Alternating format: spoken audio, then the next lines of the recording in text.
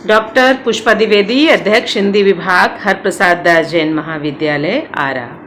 स्नातक प्रतिष्ठा तृतीय वर्ष, प्रश्न पत्र अष्टम, सगुण भक्ति काव्य के अंतर्गत। बच्चों, हम लोग भ्रमर गीत के पदों का अध्ययन कर रहे हैं और आज हम जिस पद का अध्ययन करेंगे उसका सर्वप्रथम आदर्श वाचन करेंगे।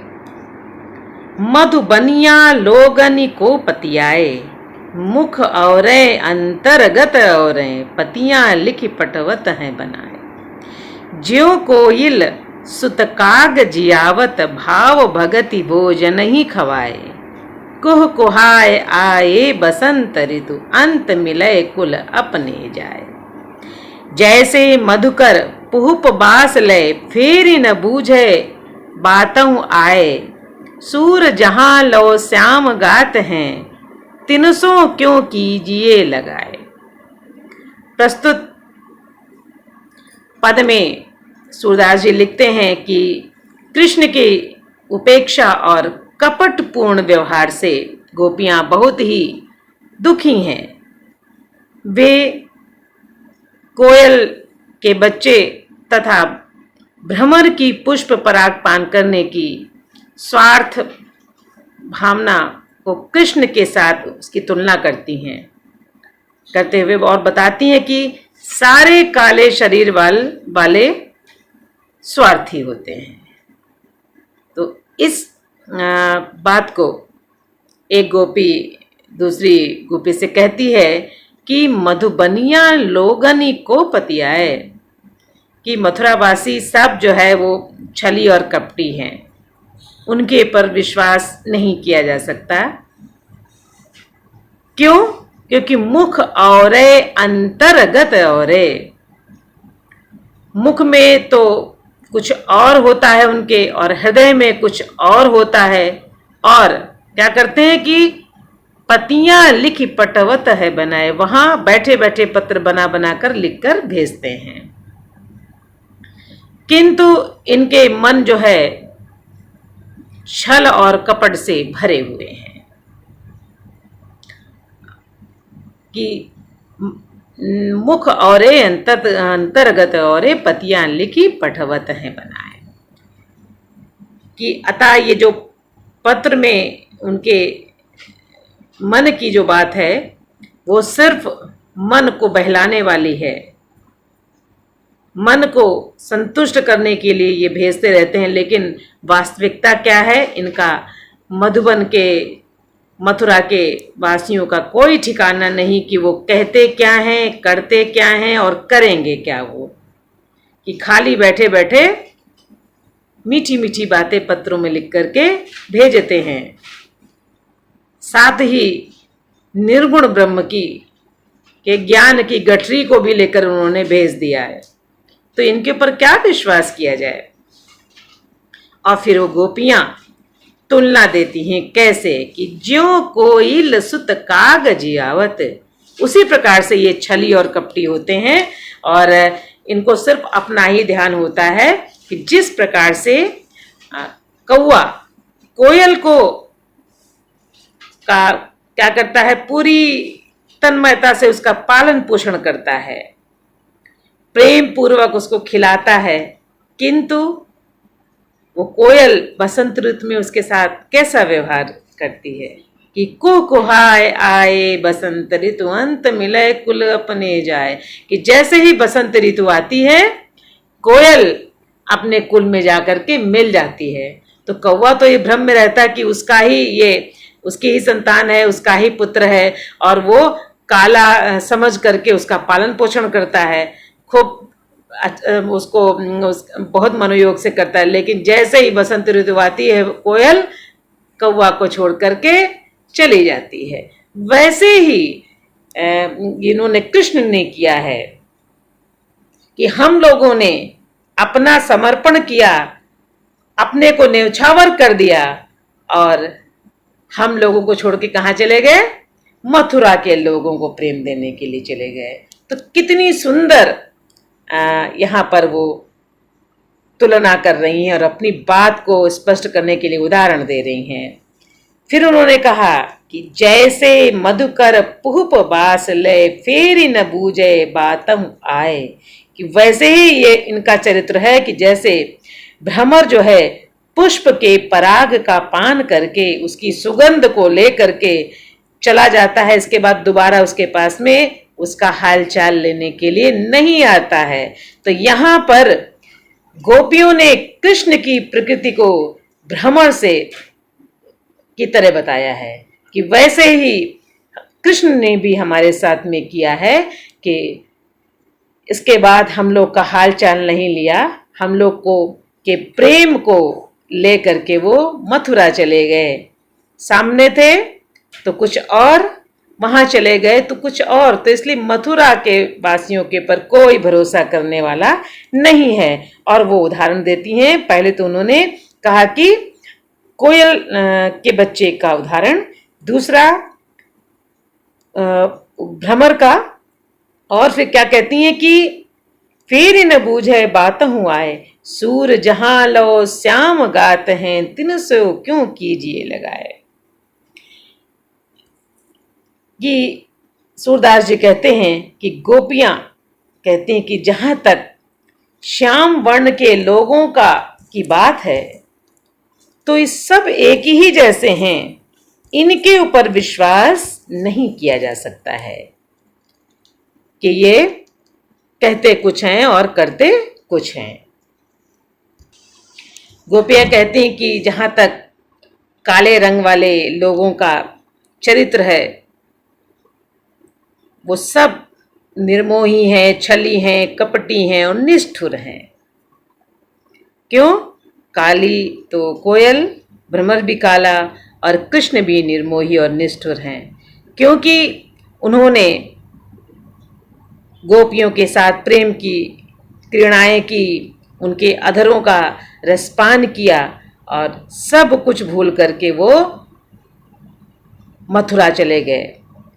दोबारा उनको याद नहीं किया, उनको विरह में जलने के लिए छोड़ दिया। इतना ही नहीं, वो ये भी कहती कि अरे कृष्ण ने को जिस माता पिता ने दूध मक्खन खिलाया, खुद कष्ट भोगा, किंतु क्या हुआ, बड़े होने पर कृष्ण अपने नंद और यशोदा के स्नेह को भूल करके कहाँ चले गए? मथुरा चले गए। और मथुरा चले गए तो क्या हुआ कि उनके त्याग को भी वो भूल गए और अपने वास्तविक जो उनके अपने जन्मदाता है ना, और अपनी जन्मदात्री वसुदेव और देवकी के पास चले गए। अब तुम ही बताओ उद्धव कि ऐसे लोगों का विश्वास किस प्रकार किया जा सकता है, जिन्होंने अपने पालनकर्ता को ही नहीं छोड़ा। तो हम गोपियों की क्या औकात है, बिसात है। कृष्ण ने अपने पालनकर्ता नंद और यशोदा के प्रेम स्नेह से के द्वारा जो उन्होंने पालन किया, उनका प्रेम दिया, स्नेह दिया, दुलार दिया, उनकी नटखट क्रीड़ाओं को बर्दाश्त किया, उसको उन्होंने भुला दिया। तो हम लोग तो गोपियां हैं। तो कहते हैं कि मथुरा के लोगों के ऊपर कोई विश्वास नहीं किया जा सकता है, क्योंकि ये सब काले रंग वाले क्या हैं? निर्मोही हैं, निष्ठुर हैं। वो जितनी विशेषताओं से उनको नवाज सकती हैं, सुशोभित कर सकती हैं, सब कुछ गोपियों ने अपना उलाना दिया प्रस्तुत पद में। तो बच्चों, इसमें जो है वो सुंदर भावों की अभिव्यंजना हुई है। कुह कुहाय में अर्थांतर न्यास अलंकार का प्रयोग किया गया है और सूक्ष्म भावों को बहुत ही सुंदर ढंग से व्यक्त किया गया है। ब्रजभाषा का प्रयोग है, वियोग रस का सुंदर परिपाक हुआ है। गोपियों ने अपने सभी काले शरीर वालों को कपटी सिद्ध करने करके उन पर व्यंग किया है। उनको क्या बताया? वे सभी निष्ठुर हैं और प्रेम करने के योग्य नहीं हैं, कि उनके ऊपर उनसे प्रेम नहीं किया जा सकता, और विभिन्न उदाहरणों के माध्यम से उन्होंने अपनी बात को रखा है। तो बच्चों, अब हम दूसरे पद का आदर्श वाचन करेंगे। नाहिन रहो मन में ठौर, नंद नंदन अछत कैसे आनिए उर और। चलत चितवत दिवस जागत सपन सोवति राति, हृदय से वह श्याम मूरति छन न इत उत जाति। कहत कथा अनेक ऊधो लोक लाग दिखाए, कहाँ करऊं तन प्रेम पूरन घटन सिंधु समाए। श्याम गात सरोज आनन ललित अति मृदुहास, सूर ऐसे रूप कारण मरत लोचन प्यास। प्रस्तुत पद में सूरदास जी ने उस समय का वर्णन किया है जब उद्धव के उपदेश की प्रतिक्रिया स्वरूप गोपियां थोड़ा सा गंभीर हो गई हैं और उन्होंने निर्गुण ब्रह्म को स्वीकार करने में अपनी असमर्थता प्रकट की है। कहीं कहीं उन्होंने उद्धव की हंसी उड़ाई है, किंतु ऐसे स्थल कम हैं। प्रस्तुत पद में गोपियां पुनः कृष्ण प्रेम को त्याग कर निर्गुण ब्रह्म को अपनाने में अपनी असमर्थता दिखा रही हैं। वो निर्गुण ब्रह्म को किसी तरह स्वीकार करने के लिए तैयार नहीं है। सूरदास जी कहते हैं कि नाहि न रहो मन में ठौर, कि हमारे मन में अब किसी दूसरे को की पूजा करना, किसी दूसरे ब्रह्म की उपासना करना, उसके लिए कोई स्थान नहीं। ठौर स्थान, नाहि न रहो मन में ठौर। मेरे मन में, मेरे हृदय में तो पहले से ही कृष्ण विराजमान हैं। अब अन्य किसी देव के लिए हमारे मन में स्थान नहीं है। नंद नंदन अछत कैसे आनिए उर और। नंद नंदन श्री कृष्ण के इस हृदय में रहते हुए तुम ही बताओ उद्धव कि हम किसी अन्य की अर्थात निर्गुण ब्रह्म को अपने हृदय में कैसे बसा सकते हैं। तुम ही बताओ कि जब नंद नंदन हमारे हृदय में है तो मैं दूसरे को कैसे बसा सकती हूं। अब तुम ही इसका उत्तर दो। क्यों? क्योंकि चलत चितवत दिवस जागत, कि तुम्हारे निर्गुण ब्रह्म को मैं स्वीकार नहीं कर सकती और मैं असमर्थ हूं। और उसका वो कारण बताते हुए कहती हैं कि चलते फिरते, इधर उधर देखते, दिन में जागते हुए, रात्रि में सोते हुए, स्वप्न की अवस्था में श्री कृष्ण की सुंदर मूर्ति हम लोगों को अपनी ओर आकर्षित करती रहती है, खींचती रहती है। क्या? चलत चित्तवत दिवस जागत सपन सोवति राति। स्वप्न की अवस्था में, रात्रि में सोते हुए, सोने के समय स्वप्न की अवस्था में, दिन में जागते हुए, देखते हुए, चलते हुए, हर तरफ तो उन्हीं की मूर्ति हम लोग के हृदय में बसी हुई है। हृदय ते वह श्याम मूर्ति छन न इत उत जाति। वो अपनी असमर्थता प्रकट करती हैं कि एक क्षण के लिए भी वो सुंदर सलोनी मूर्ति हम लोगों के हृदय से इधर उधर नहीं जाती है। पूरे समय हम लोग के हृदय पर उसी का राज्य है। तो बताओ उद्धव, हम लोग कैसे तुम्हारे ब्रह्म को अपने हृदय में स्थान दें। यदि कोई विकल्प होता तो हम निश्चित तुम्हारे ब्रह्म को स्थान देते, लेकिन हम लोग अपने मन के आगे, मन के हाथों जो है वो बिक गए हैं। अर्थात ये हृदय, ये आँखें, शरीर की जितनी भी अवयव हैं, सब सब कृष्ण के ही रूप सौंदर्य का एहसास करते हैं। इसके अलावा कुछ वो सोच ही नहीं सकते हैं। कहत कथा अनेक ऊधो लोक लाभ दिखाए। और वो उधो से कहती हैं कि हे उधो, तुम अपने निर्गुण ब्रह्म की कथा को सुना करके, उसके महत्व को बता करके हमको सांसारिक लाभ का मार्ग दिखा रहे हो। निश्चित उस मार्ग पर चलकर हमको मोक्ष की प्राप्ति होगी, लेकिन हम क्या करें?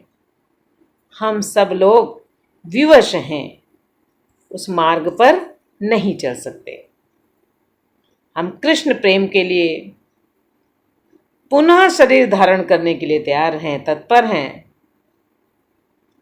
लेकिन ये तुम्हारा निर्गुण ब्रह्म का को अपनाने के लिए हम नहीं तैयार हैं। बिल्कुल सीधी सीधी बात करती हैं वो, कहीं कोई वो नहीं है। गोपियाँ उद्धव से कहती हैं कि क्या करें, ये पूरा शरीर जो है कृष्ण के प्रेम से भरा हुआ है। जिस प्रकार से वो उदाहरण देती हैं कि जिस प्रकार से समुद्र का जल एक छोटे से घड़े में नहीं समा सकता, उसी प्रकार हमारे छोटे से हृदय में तुम्हारा अनंत ब्रह्म नहीं समा सकता। ये भी एक तरीके से व्यंग्य ही है कि कहाँ करऊं तन प्रेम पूरन घट न सिंधु समाए। जिस प्रकार से समुद्र एक घड़े में नहीं समा सकता है, वैसे ही हम लोगों के हृदय में तुम्हारा ब्रह्म, जो इसको प्राप्त करना बहुत ही कठिन काम है, इसको प्राप्त करने के लिए कितने साधन को जुटाना पड़ेगा, वो कैसे समा सकता है। श्याम गात सरोज आनन ललित अति मृदु हास। और वो श्री कृष्ण के शरीर के विषय में कहती हैं कि श्री कृष्ण का सुंदर सांवला शरीर, उनका मुख कैसा है, कमल के समान सुंदर और मनमोहक है। उनकी हंसी अत्यंत मन को हर लेने वाली है, अपनी ओर खींचने वाली है, अपने बस में करने वाली है। हमारे नेत्र कृष्ण की इस रूप माधुरी का पान करके ही तृप्त हो सकते हैं, और उसी के लिए वो व्याकुल भी रहते हैं। इसके अलावा उनको कुछ नहीं चाहिए कि श्याम गात सरोज आनन, सुंदर सलोना शरीर, कमल के समान उनका मुख, ललित अति मृदुहास और सुंदर हंसी उनकी। सूर ऐसे रूप कारण मरत लोचन प्यास। सूरदास जी कहते हैं, गोपियाँ उद्धव को निरुत्तर करती हुई कहती हैं कि हे उद्धव, ऐसे सुंदर सलोने रूप के लिए ये हमारे नेत्र अपनी जान भी न्यौछावर करने के लिए तैयार हैं। सिर्फ हमारे लोचनों को, हमारे नेत्रों को ऐसे ही स्वरूप की प्यास है, और उनको इसके अलावा अतिरिक्त कुछ नहीं चाहिए। हमारे नेत्र सुंदर सलोने कमल के समान नेत्रों वाले श्री कृष्ण के रूप माधुरी का पान करने के लिए हमेशा व्याकुल रहते हैं, और उनकी कोई अभिलाषा नहीं। तो बताओ कि हम तुम्हारे इस ब्रह्म को किस हृदय में रखें, क्योंकि पूरे समय सोते जागते चलते फिरते हम हमारे हृदय में सिर्फ उस रूप माधुरी का ही वास है। ये नेत्र सिर्फ ऐसे ही रूप को देखना चाहते हैं। तो हम, हे उद्धव, हम सारी गोपियाँ तुम्हारे इस ब्रह्म को स्वीकार करने के लिए हम लोग सारे लोग असमर्थ हैं। प्रस्तुत पद में गोपियों ने अपने हृदय में कृष्ण के अतिरिक्त किसी को भी स्थान देने की बात नहीं कही है। हर पद में उनकी प्रेम की एक निष्ठा व्यक्त हुई है। सरोज आनंद में रूपक अलंकार का प्रयोग है। चलत चितवन कहत कथा में अनुप्रास अलंकार है। और सूक्ष्म भावों की बहुत ही सुंदर अभिव्यक्ति की गई है। माधुर्य भाव अपने चरम पर है और पद में गेयता है। साथ ही प्रस्तुत पद में गोपियों की कृष्ण प्रेम संबंधी विवशता और दृढ़ता का वर्णन किया गया है। ऐसा ही वर्णन रहीम दास जी ने किया है। क्या किया है कि प्रियतम छवि नयनन बसी, पर छवि कहाँ समाए, भरी सराय रहीम लखी, पथिक आए फिर जाए। कबीर दास जी ने भी नेत्रों में प्रीतम बसे हुए हैं, अतः वहां काजल की रेखा के लिए भी स्थान उन्होंने नहीं बताया। ये तो और ज्यादा अतिशयोक्तिपूर्ण वर्णन है कि कबीरा काजर रेख हूं, अब तो दर्द न जाए, नैनन प्रीतम रमि रहा, दूजा कहाँ समाए। कबीरदास का और रहीम दोनों लोगों का भाव प्रस्तुत पद से मिलता जुलता है। हम लोग अपने साम्य भाव में इसको दे सकते हैं। तो बच्चों, आज हम अपने व्याख्यान को यहीं पर समाप्त करते हैं। आगे के पद दूसरे व्याख्यान में।